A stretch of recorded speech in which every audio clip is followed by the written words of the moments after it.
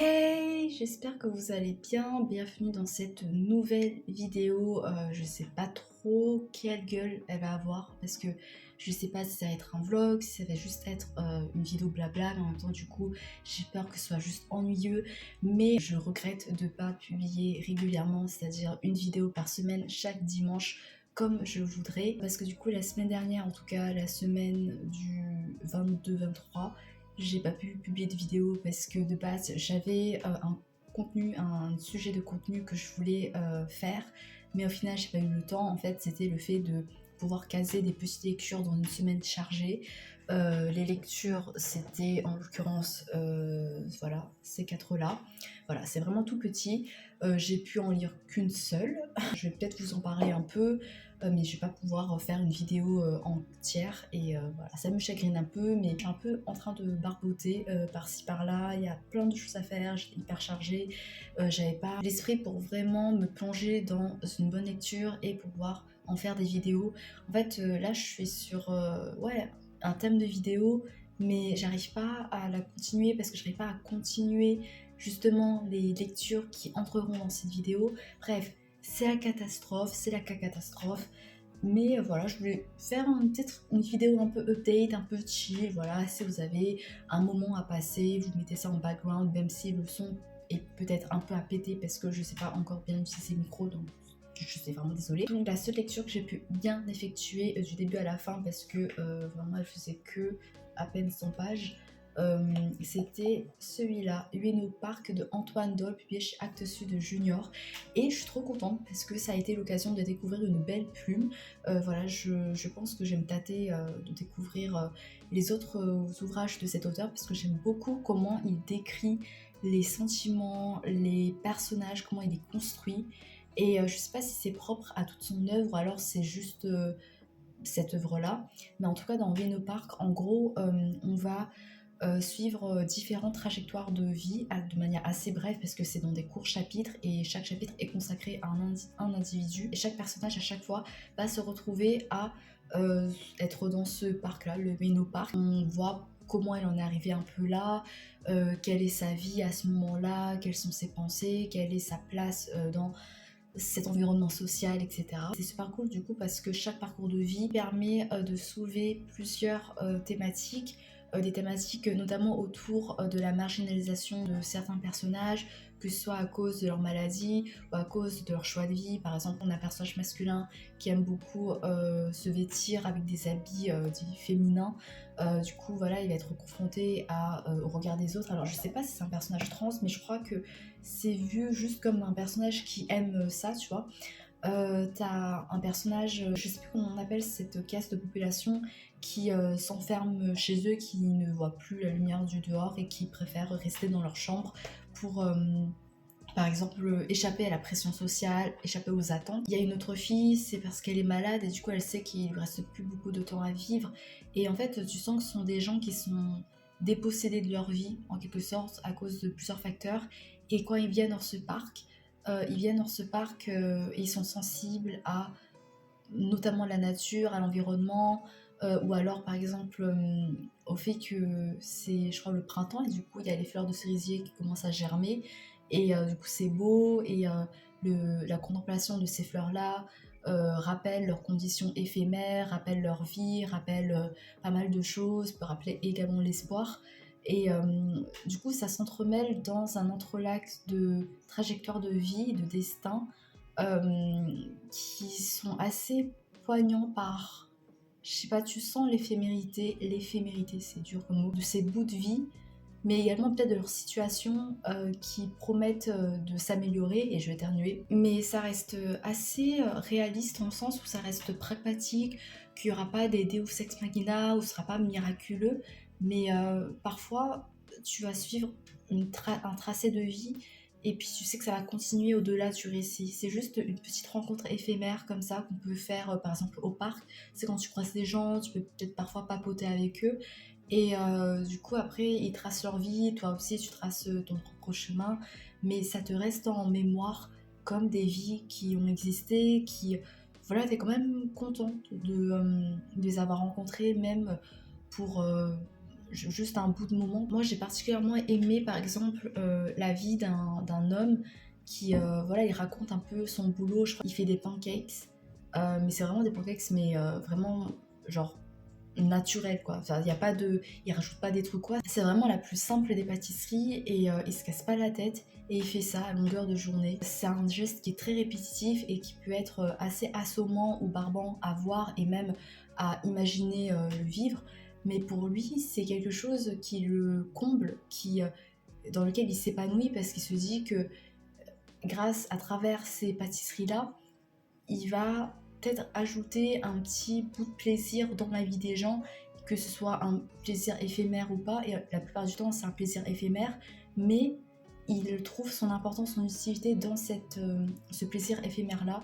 Et en fait, moi je suis très sensible par rapport à tout ce qui est éphémère, par rapport à tout ce qui est petit plaisir, par rapport à ce que nous on peut apporter dans la vie des gens, même si c'est pas important, même si c'est vraiment peut-être un petit rituel du quotidien qui est très anodin, mais ça va quand même ajouter un petit rythme ou alors juste ouais, un petit plaisir comme ça, ponctuel, qui va jamais arriver par la suite, mais ça remplit, ça permet de nourrir ta vie quand même, et ça permet de créer ce lien-là avec les autres. Bref, je suis en train de me disperser, mais tout ça pour dire que j'ai beaucoup aimé ces récits qui étaient très délicats, qui étaient vraiment portés par une plume qui rendait justice à leurs sentiments, à tout ce que l'auteur voulait transmettre.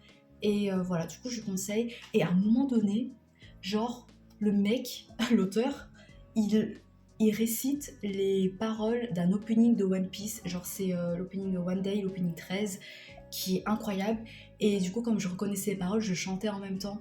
Et j'étais en mode, mais c'est trop un truc de weeb, ça, de citer des openings. Après, lui, il citait pas par le prisme de One Piece, mais par le prisme du chanteur du groupe original. Mais quand même, j'étais en mode, est-ce que lui, il a découvert par le groupe original ou alors par le prisme de One Piece qui peut être assez, assez possible quoi, parce que c'est très populaire comme opening et comme animé en général. Voilà, ça permettait d'aborder des problèmes, des enjeux sociétaux, de parler de personnes qui peuvent être marginalisées, etc. Et ça peut être un bon récit pour les jeunes, voilà, c'est tout. Bref, du coup j'ai lu ça. Et en vrai, c'est pas mal parce que j'avais quand même pas mal de choses à dire. Je voulais essayer de lire Terre errante, cette petite nouvelle de Liu Cixin, chez Actes Sud, parce qu'en gros, Liu Cixin, il a écrit la trilogie du Problème à trois corps, que vous connaissez peut-être sûrement, publiée chez la même maison d'édition. Et cette trilogie, j'ai envie de la lire, parce que j'adore la littérature chinoise, et du coup, je me dis, ça va être un incontournable, mais j'ai peur de la science-fiction. Et en fait, je voulais me rassurer en lisant cette nouvelle, en commençant par, voilà, cette nouvelle-là, parce que c'est plus courte, et comme ça me fait une première approche moins dense avec la plume de l'auteur. Mais en fait, et ça m'a quand même pas rebuté, mais je me suis sentie un peu plus découragée parce que vraiment, parfois il y a des explications, je comprends rien. Je sais pas si c'est parce que je suis pas assez cultivée ou quoi, mais j'accroche pas. Enfin, je comprends un peu le truc. Et pour le résumer, bah, je vous laisserai voir par vous-même parce que j'ai peur de mal résumer, comme je suis pas du tout à l'aise avec tout ce qui est de la science, surtout bah, du coup là, la science-fiction. Je trouve que c'est assez exigeant comme univers. Donc, je sais pas trop, peut-être que je peux commencer par la série Netflix, voir approcher l'univers de manière visuelle. Ça peut être plus pratique, plus facile pour rentrer dans l'univers de manière littéraire par la suite. Je sais pas trop, donnez-moi votre avis, peut-être que c'est juste que. Je sais pas. Ensuite, voilà, après j'ai voulu essayer de lire Une fille cousue de fil blanc de Claire Gallois. Il me semble que c'est une autobiographie. Ouais, c'est un roman autobiographique dans lequel l'autrice va revenir sur le décès de sa sœur et du coup, par le deuil, elle va se rapprocher de sa sœur. Un truc comme ça. Et moi, ça me semblait poignant, mais c'est juste que j'étais pas d'humeur. J'étais un peu confuse. Parce qu'en gros, la sœur qu'elle dépeint et qui est morte, elle s'appelle Claire. Mais là, l'autrice, elle s'appelle Claire. Du coup, j'étais en mode, j'ai pas compris, voilà. J'ai pas compris cette confusion, ce choix de narration. Bref, je sais pas si c'est autographique, si c'est une autofiction, et du coup il y a une part quand même fictionnelle. Bref, je sais pas trop, mais j'avoue que je suis pas trop motivée à continuer au final. Et le dernier livre que je voulais lire, c'était Dessine-moi un coq,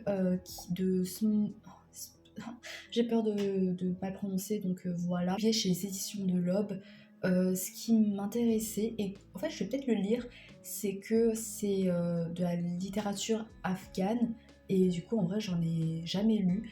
Et l'auteur, l'autrice, je sais pas trop. Oui, c'est l'autrice. Elle a recommencé sa vie en France, mais elle va revenir sur son appartenance à son pays natal, l'Afghanistan, à travers de courts récits, il me semble. Moi, ce qui me fait un peu peur, c'est que j'ai l'impression que c'est un peu onirique, voilà, et ça joue un peu avec ce surréalisme-là, donc je sais pas trop, on verra. Surtout que là, du coup, j'ai eu du mal à lire parce que j'étais vraiment concentrée sur un autre projet. En gros, lors d'un festival, hier, pas plus tard qu'hier, j'ai pu animer une rencontre. La rencontre de l'auteur du cycle de Sif, je sais pas si vous connaissez, c'est une fantaisie française, de Patrick Doudny, bref. Du coup, ouais, j'ai pu animer avec deux autres personnes cette rencontre avec Patrick, voilà, il voulait qu'on le tutoie, du coup maintenant je l'appelle Patrick, maintenant qu'on a été liés durant le temps d'une rencontre.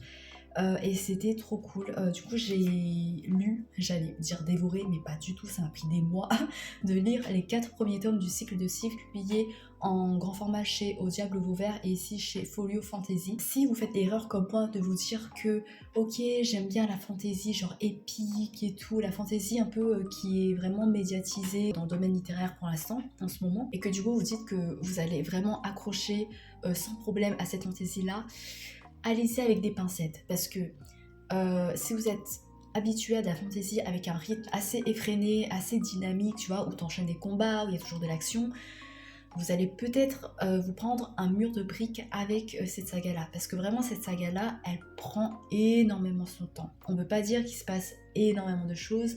La plume, elle est très très très travaillée pour faire en sorte que tu détailles vraiment de manière précise.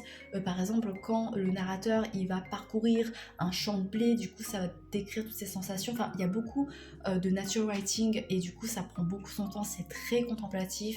Et l'auteur, il prend beaucoup son temps pour mettre en place l'univers, pour décrire les sensations. Ça lui permet à lui de faire immerger le lecteur dans cet univers nouveau, inconnu pour lui. Et aussi, ça permet de raisonner, de faire écho à la psychologie des personnages, etc. Parce que le personnage est conditionné par son environnement et du coup l'auteur lui il veut voilà, mettre en avant, enfin voilà, je vous livre un peu des bribes de réponses qu'il nous a livrées durant la rencontre hier et c'était super passionnant parce que voilà, peut-être petite parenthèse sur Patrick en tant que personne, c'est un gars, il est hyper chill, il est hyper approchable, enfin je sais pas, tu sais quand tu vois des photos de lui sur internet, je sais pas, mais il me semblait un peu intimidant.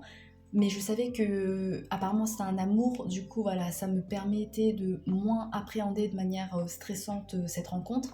Mais en plus, c'est vrai, enfin c'est un amour, il est hyper abordable, il veut vraiment briser cette frontière, cette barrière entre le lecteur et l'auteur. Il sait que lecteur et auteur peuvent s'inspirer mutuellement et que c'est pas juste l'auteur qui est la figure suprême qui te donne le savoir ou quoi. Du coup, ça c'était vraiment cool. Il y a vraiment cette volonté de créer une relation horizontale entre auteur et lectorat et on le voit parce qu'il est super proche de ses lecteurs, notamment sur Facebook, parce que voilà, il partage beaucoup, il est très réactif pour répondre aux lecteurs. Bref, parenthèse fermée, c'était une super rencontre et je suis trop contente. Et puis il a dit que, enfin voilà, je vais vous lire de manière très fière et très émue la dédicace qu'il m'a fait à la fin de la rencontre. Il a dit: mille merci pour toutes tes questions pertinentes et tout le travail que tu as fourni autour de je sais pas, en fait j'arrive pas à dire le dernier mot, je suis désolée. Je suis trop contente parce que c'est vraiment des questions qu'avec les personnes à qui j'ai animé, enfin on a vraiment essayé de creuser, de pas poser les mêmes questions qui reviennent,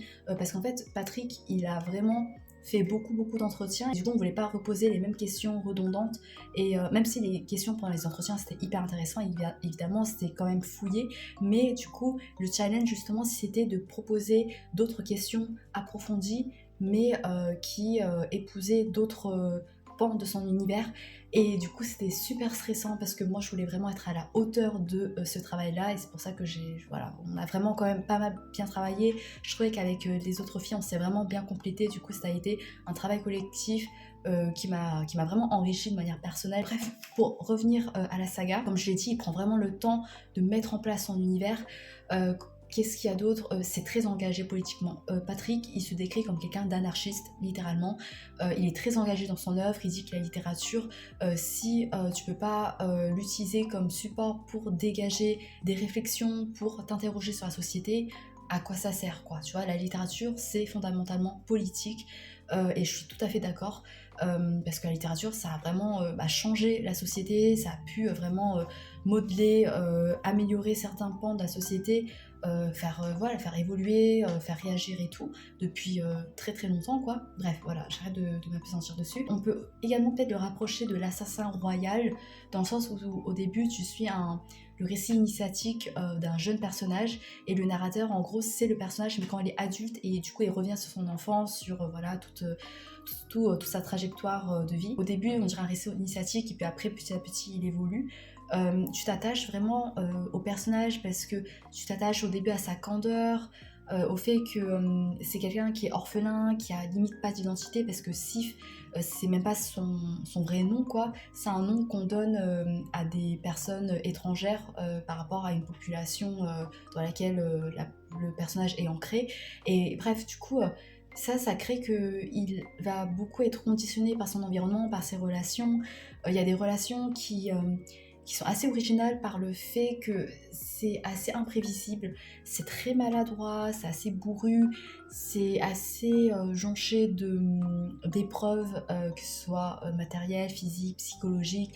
Ça finit pas forcément bien. Enfin, il y a une solitude assez continue, diffuse dans le parcours de Sif, parce qu'il y a des relations assez éphémères, ce qui fait que ça rend le récit assez amer, mais en même temps, c'est pas pathétique, parce qu'il y a une certaine pudeur dans les mots. Enfin bref, en vrai, j'ai plein de choses à dire, puisque du coup, j'ai analysé pour pouvoir organiser la rencontre, mais du coup, je vais pas trop m'appesantir dessus. Mais voilà, si vous voulez vous lancer dans cette fantaisie, dites-vous que ça redoue un peu avec le genre contemplatif, genre un peu le nom du vent ou quoi, tu vois. Et encore, il n'y a pas beaucoup de magie, il y a très très peu de magie, et en plus, c'est même pas vraiment de la magie, c'est une sorte de force naturelle sous-jacente qui occupe l'arrière-plan la plupart du temps. Si ça vous intéresse, n'hésitez pas à regarder des entretiens de l'auteur, il est passionnant, il manie ses mots avec une dextérité, mais en fait il calcule chacun de ses mots pour produire une mélodie, une sonorité, je dis pas à l'oral mais à l'écrit. Enfin, il travaille vraiment son écriture, et tu le sens quand tu le lis. Il choisit ses mots, il choisit la manière dont il lit ses mots. C'est un outil pour lui, pour du coup mettre l'emphase sur la psychologie, sur le développement des personnages, des relations, etc. Et c'est fait avec beaucoup de professionnalisme. Enfin, c'est ouf le travail stylistique, vraiment. Bref, voilà, donc en vrai je vous le conseille. N'hésitez pas, parce que ça devient une référence en fantaisie française, je trouve, qui est de plus en plus majeure. Salut, c'est la mode du montage. En fait, je me rends compte durant le montage que je vous ai pas livré un bilan très exhaustif de mon expérience de lecture du cycle de Sif, et en fait si je le faisais ça prendrait des heures voilà, parce qu'il y a tellement de choses à dire, mais je voulais quand même revenir brièvement sur l'aspect politique de l'œuvre pour le mettre en exergue quand même dans les qualités qui pourraient peut-être vous plaire dans cet univers là, parce qu'il y a vraiment une empreinte très forte au niveau politique, parce que l'auteur il va prendre le temps de décliner, de décrire des régimes politiques assez hétéroclites de par leur fonctionnement, de par leurs valeurs, pour proposer une réflexion politique assez poussée, tu sens une volonté vraiment de susciter chez le lecteur des réflexions, de le faire sortir de sa zone de confort pour développer sa conscience vis-à-vis de plusieurs sujets. En liant tout ça à la position politique de l'auteur qui se décrit comme anarchiste, je trouve que c'est assez intéressant.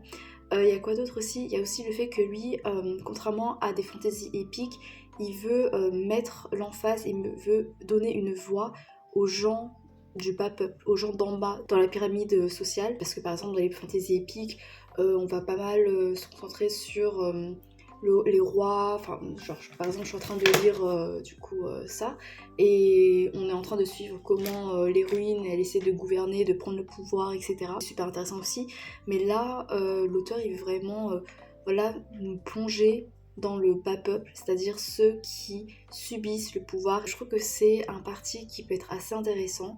Et il y a tout cet engagement qui est diffuse, qui traverse sa saga de plus en plus, parce qu'au fur et à mesure il va aborder de nouvelles thématiques, notamment par exemple la thématique du féminisme.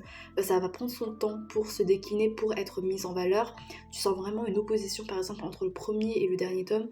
Dans le premier tome, il y a très peu de personnages féminins et quand elles sont là, elles disparaissent assez rapidement. Alors que dans le tome 4, le récit, il fonctionne, il est efficace, il avance grâce aux personnages féminins. Et ça, c'est stylé. Donc voilà, en fait, il avait dit que ce propos engagé autour de certains sujets, en fait, il le fait de manière assez lente, pas dès le début, tu vois, pour enjoindre les gens qui, de base, sont réfractaires à lire, par exemple, des livres autour de ces sujets-là, à s'immerger d'abord dans cet univers, d'abord par le biais fictionnel, le biais de fantaisie, et ensuite, petit à petit, être accompagné, être mené vers ces sujets-là, mais de manière plus douce, tu vois, plus subtile. Bref, voilà, je trouve ça super passionnant et j'arrête de parler parce que je suis en train déjà de morfler pour le montage parce que ça prend trop de temps. Et j'arrête et voilà, c'est tout. Franchement, le lycée, c'est assez cool et c'est cool et c'est engagé. On a besoin de livres engagés en ce moment, vu la merde en France. Voilà, bisous. Je vais commencer à amorcer vers la fin de ce clip et je sais même pas s'il y aura un autre clip, on verra. Parce que en fait, je voudrais faire une vidéo sur cette autrice Ciel Clark. Je suis en train de la préparer, je suis en train de lire ce roman-là, c'est Unbroken. Et je veux également commencer ce one-shot de Arcane Ambessa qui du coup autour de Ambessa de la même autrice et comme ça je me dis que ce serait une vidéo cool pour voilà, mettre en avant le travail de cette autrice et pouvoir la découvrir parce que c'est une autrice que je veux découvrir depuis longtemps mais j'ai pas le temps et en plus du coup je lis en anglais et j'avoue que le vocabulaire en anglais là c'est assez exigeant pour moi du coup là comme je suis hyper fatiguée, enfin j'étais hyper fatiguée, là ça va mieux et j'étais concentrée sur la rencontre avec Patrick Donnet et tout, enfin du coup j'étais pas trop dans le mood et le soir ouais je ramais pas mal mais pour l'instant j'aime bien, je vous renverrai à la potentielle vidéo autour de cette autrice qui sortira peut-être un jour. J'ai envie également, est-ce que je l'ai, je sais pas, oui, de lire ce roman encore une fois dans pas l'univers d'Arcane mais de manière plus extensive, l'univers de League of Legends, Ruination de Anthony Reynolds, publié chez Mana Books parce qu'apparemment c'est trop bien et en fait j'ai envie de découvrir League of Legends par le prisme littéraire. Voilà, parce que j'aime pas jouer aux jeux vidéo, enfin c'est pas que j'aime pas mais j'ai jamais vraiment joué. J'ai entendu dire que le fandom sur le jeu vidéo de League of Legends était assez toxique, genre ils s'insultaient de tous les noms et comme moi je suis assez fragile, j'ai pas envie de m'essayer, de m'intégrer à ce genre de truc. Donc voilà, je vais essayer de découvrir le monde hyper fouillé, qui a l'air hyper riche avec des personnages qui ont l'air oh my god hyper charismatiques de League of Legends à travers le roman. Voilà, je voulais faire peut-être une vidéo de nouveau sur League of Legends, sur Arcane, à travers la littérature, mais en fait j'en ai déjà fait deux et j'avoue que c'est un peu redondant et que j'ai pas, enfin je me lasse moi-même. Bref, voilà, qu'est-ce que je voulais dire d'autre comme update. Je suis en train de lire des nœuds d'acier sur ma liseuse de Sandrine Collet chez le livre de poche.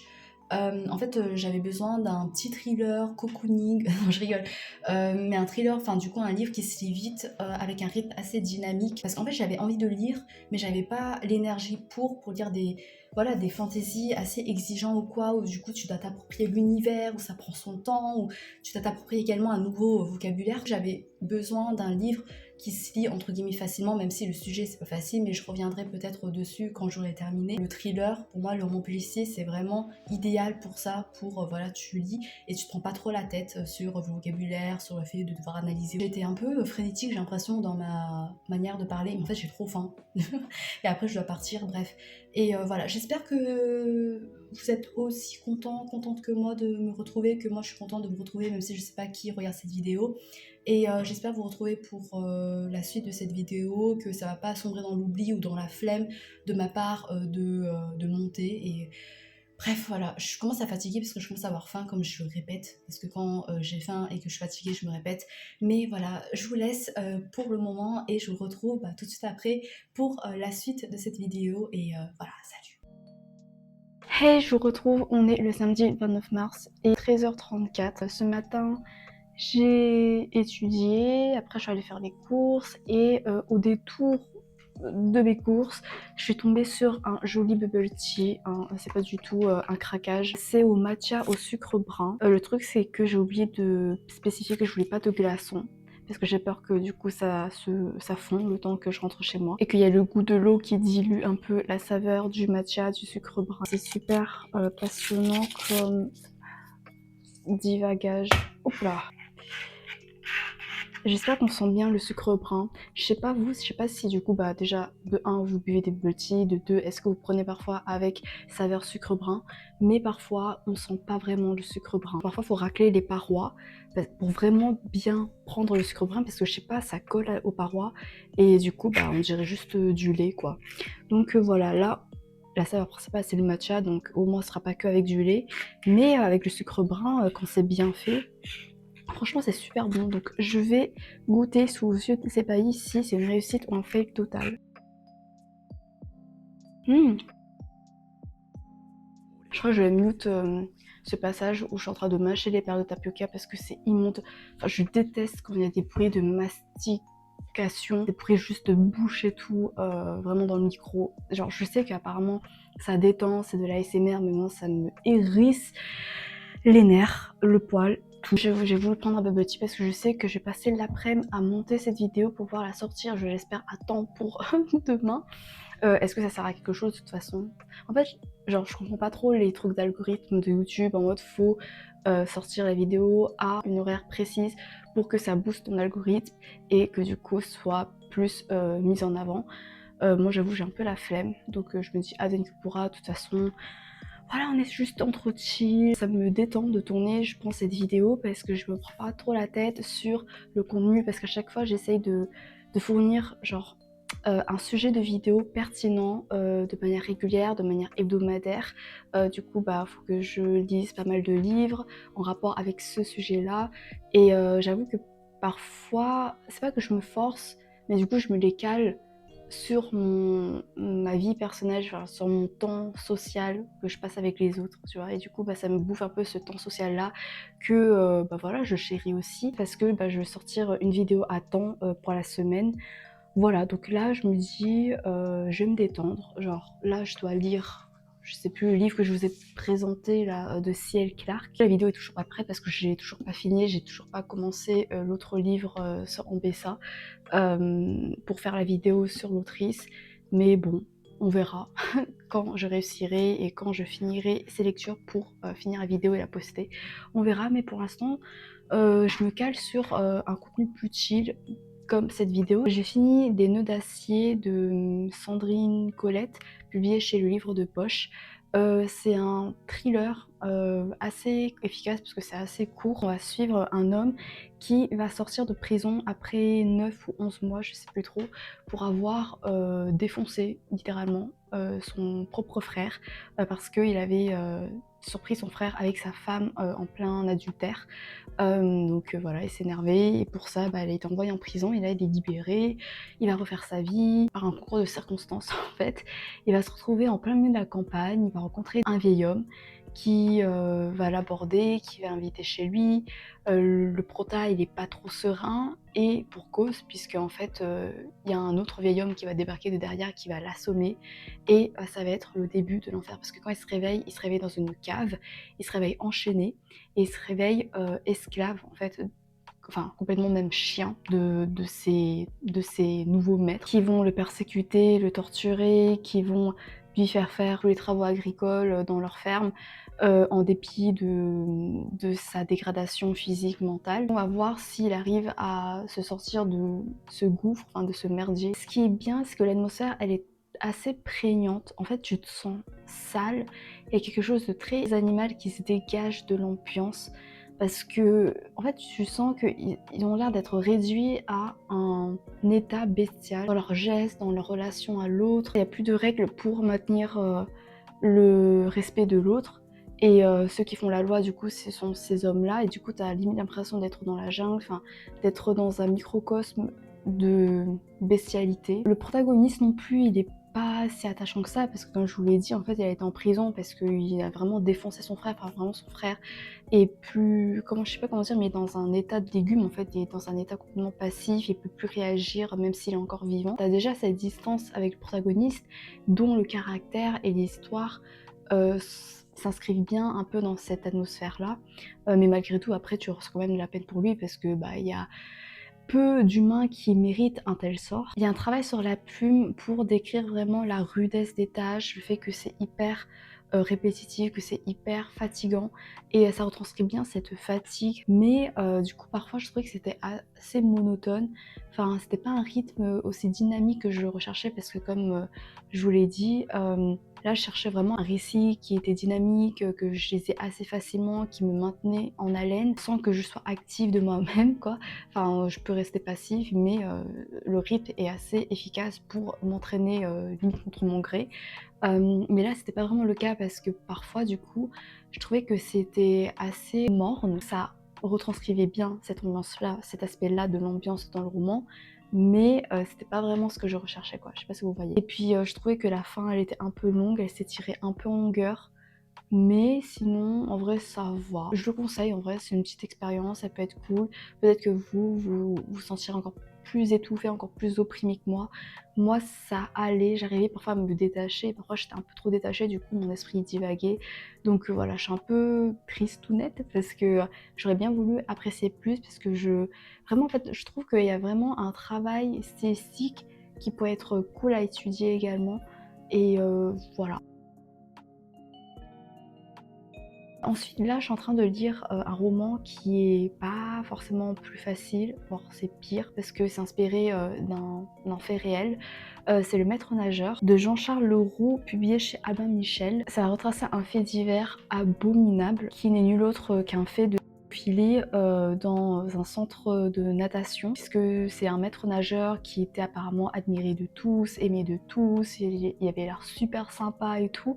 En fait, qui abusait, des enfants dont il s'occupait et c'est seulement, quand un enfant est devenu adulte, aujourd'hui, qu'il a pu, avoir le courage, la force de le dénoncer, de revenir sur ça et du coup ça a, engendré, plusieurs témoignages à sa suite. On va suivre comment, les victimes, en fait, se réunissent pour, pouvoir témoigner, pour pouvoir construire un bon dossier au niveau de leur témoignage et pour faire en sorte que ce gros connard, ne soit pas libéré parce que, bah, si le dossier n'est pas assez dense et pertinent, bah, en fait, la justice apparemment peut rien. C'est assez glaçant en fait, enfin, c'est horrible, on n'a pas de mots. En fait, tu te rends compte à quel point, ce genre de dégénérés mentaux, ils peuvent être partout. Ils peuvent être n'importe qui, en fait. Parce que ce mec-là, il est considéré, comme quelqu'un de hyper gentil, hyper sociable. C'est vraiment le profil de monsieur tout le monde, de monsieur qui est parfait, qui voilà, il a rien à se reprocher et c'est pour ça qu'il y a des adultes, par exemple, il y a des parents qui arrivent pas à croire ça et qui remettent en doute les témoignages et ça, c'est horrible. L'auteur, enfin qui est, un homme, je crois, qui, accompagne du coup les victimes dans leurs témoignages, dans leur dossier.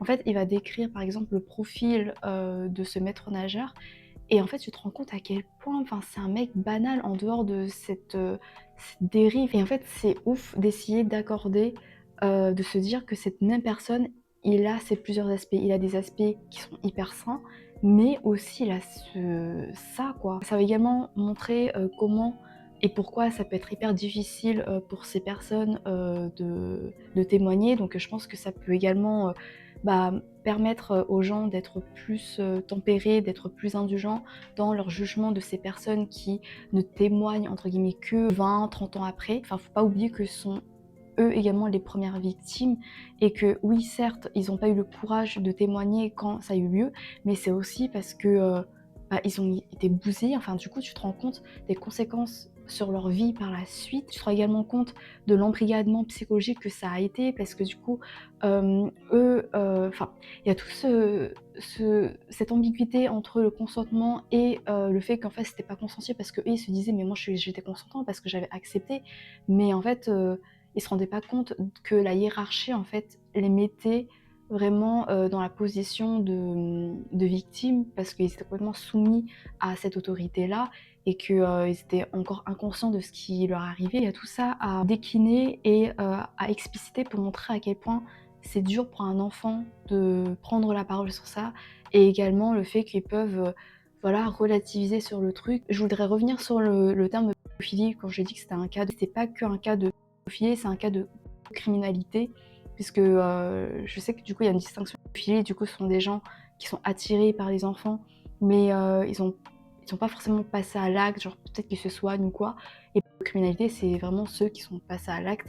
Donc je pense que c'est une différence, enfin une distinction quand même importante à faire. Et là du coup c'est un cas de criminalité et c'est horrible. Voilà, je vous épargne pas, je suis désolée, mais je suis désolée. J'aurais dû faire un trigger warning. Je mettrai un trigger warning avant, je pense.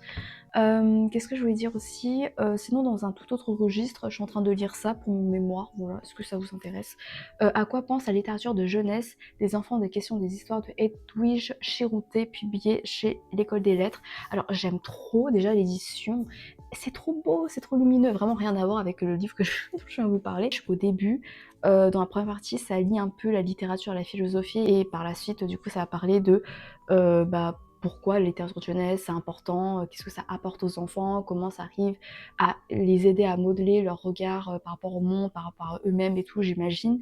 Et je pense que ça pourrait vachement m'aider, pour mon mémoire, que je dois rédiger là en ce moment. Voilà, bref, MDR. Sinon quoi d'autre? J'ai commencé Evangelion, l'anime. J'ai regardé l'épisode 1 mais j'étais trop crevée, du coup j'ai arrêté. Faudrait que je le termine pour le 17 avril, parce que le 17 avril, il y a un des films d'Evangelion qui passe au cinéma, du coup je me dis que si j'adore, bah, j'aimerais bien vivre l'expérience de visionnage de l'anime sur grand écran au cinéma, parce que ce serait une expérience vachement chouette. Je sais pas si vous avez regardé Evangelion, si vous avez regardé, n'hésitez pas à me donner votre avis. Je sais pas trop quoi en penser, je crois que c'est l'un des seuls animes populaires pour lequel je me suis jamais fait vraiment spoiler, donc voilà, j'ai hâte de découvrir par moi-même. J'appréhende un peu également parce que c'est avec des robots, c'est un truc de méca et tout, et j'avoue que c'est des trucs qui me bâment pas vraiment. Enfin, je vibe pas trop avec ce genre de délire science-fiction et tout, mais je regarde surtout pour le développement des personnages et les relations peut-être, parce que j'ai l'impression que les personnages sont assez iconiques par rapport à leur développement. Donc voilà. Voilà, j'arrête de parler parce que de toute façon je vais devoir monter et je sais que je vais galérer parce que bah, du coup ce sera pour demain et là je vais passer bah, mon après-midi à monter. Bref, j'espère que ça vous a plu malgré que c'était un peu bordélique. Voilà, en fait je voulais juste être spontanée, c'est tout. Voilà, j'espère que du coup c'était cool, que c'était agréable pour les quelques personnes qui regarderont jusqu'à la fin. Et du coup pour ces personnes, eh bien merci, merci infiniment d'avoir passé ce petit bout de temps de dimanche, j'espère que je le sors dimanche, avec moi. Et j'espère vous retrouver pour d'autres nouvelles aventures, que ce soit chill, bordélique, plus organisé ou pas. Et voilà, bonne semaine, bon dimanche, je sais pas trop, et à bientôt peut-être, je sais pas, j'espère. Salut!